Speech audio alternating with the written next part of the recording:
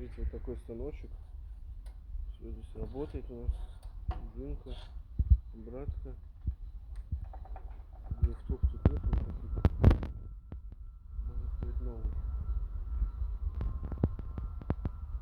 Никто им не пользовался почти. Единственное, ремня здесь нет.